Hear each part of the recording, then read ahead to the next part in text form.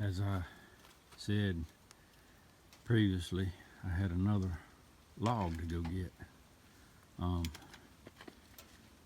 Possibly I didn't know if I wanted it or not, and now that I got it loaded up on here and brought it to the mill, I'm still not sure whether I wanted it or not. It's 26 that way, 25 that way. I definitely have to shave that knot off. I don't know if I can get it on the mill. My tractor's kind of limited what it can pick up. I don't know if I can get it on the mill with that, with it being, I believe it's 12 foot. I'll check that in just a second. So it's 13 foot exactly. Foot. Still not sure. I could come in here and 8. It starts to bend just a little that way. Let's see. Well, actually, I'm standing straight in the middle of the log, so as it's coming up, it starts to bend that way. I could cut that bend out if I just did it 8. But the first thing to do, I'm hoping I can get it off the trailer and just decide later whether I want to cut it or not. And an update on the board feet for a 12-foot log, 26 inches in diameter. On the dole, this is where when you get big timber that it actually changes. On the dole scale, it's 363 board feet for a 12-foot log, and Scribner actually drops, it's 359. And the International is not as much of a span as little small lumber. It's only like 376. I've decided to cut this log 8 foot and 4 foot. One of the reasons is it's so big, this end right here. It's about at the max that the sawmill can take. And then if you look down right in here, it tapers down a little bit. So that other end down here, I'm gonna cut the 4 foot out of, and this end here, I'm gonna try to get some wood out of it, make some flooring. I'll know when I get it up. People, while we're on that subject, a lot of people with sawmills think that they only have to cut 8 foot or 12 or 10 or 16 or whatever, and they won't fool with anything under 8 foot. And I just don't understand that, because there's so many uses. You can even sell it. It's 6 foot, makes great dining tables, even small conference tables, benches, 4 foot benches. It's just furniture, any kind of furniture. Maybe their machoism is coming through, and I gotta have it big, you know. So I believe the Wood Max is maxed out. I don't think they meant that when they named it Wood Max, but this is supposed to do 26 inch diameter log, and as far up as I could go get it was 22 inches off the bunk. So back up and get a picture of it. I mean, I don't want to fool with a log this big anymore, unless it maybe walnut or something that is worth my time. This is water oak, and it's going to be pretty because I've already cut a 4 foot section of it up.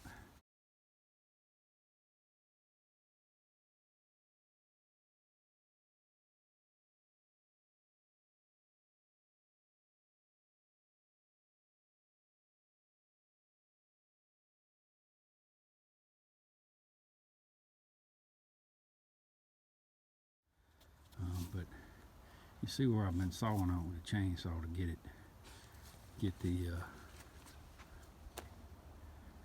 the bearings block to go by. I'm getting hung up right here. I gotta saw some more, and then when I get by that, I think I'm free to right here. So when I get there, I'm gonna bump the log over just a little bit, maybe an inch and a half, because I got plenty of clearance coming down this side. Cut a little bit more on there, whittle on it, I guess would be the proper term, and get back with it. So I whittled on it some more. I'm sighting down there, and you can see the blocks, bearing block right there,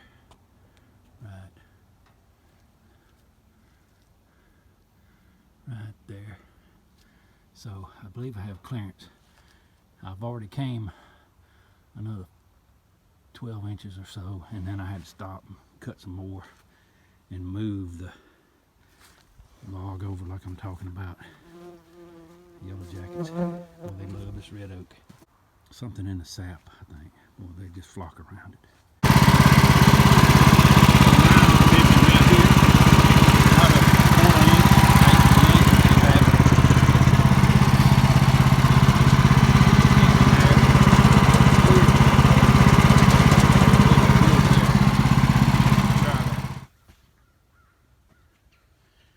So yeah, I made it back by there.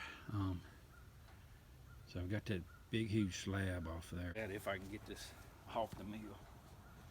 I know it's heavy. Work it over here and get my tractor and pull it off. I got that beast off. And see what I got in here. But I gotta get this turned. And I'll probably use the tractor for that. See if I can get it turned safely, and I won't video that. It's gonna take a while, so I just have to edit it out, most of it. So yeah, I won't go through that. Took me about 30 minutes, 25 minutes to turn the log. And just grab it and then scotch it on the bottom with a piece of 2x4 and get another grab on it and slowly turn it over that way. I'm fixing to do the same thing and get it over on its side. I've got enough flat here to catch the dog, and of course down there.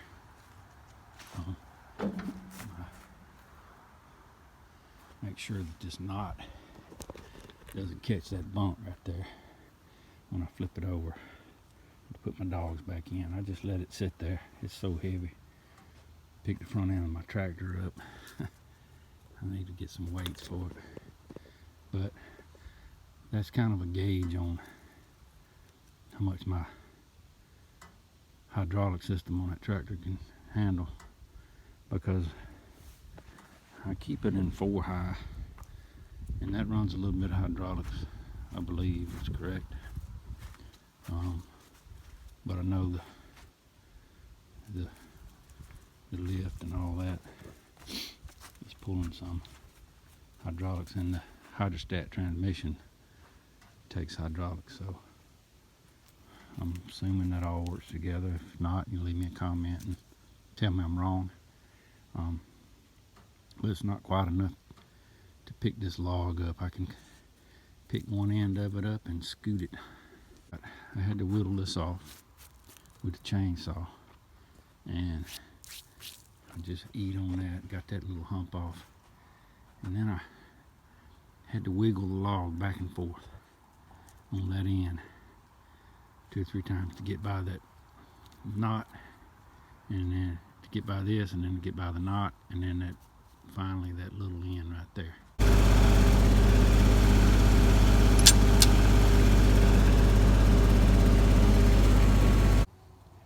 After about 3 hours, I think I'm finally got to where I can whittle on this log a little bit. Let's crank up and slab one off. I think I've got to come down to like 22. Let's see.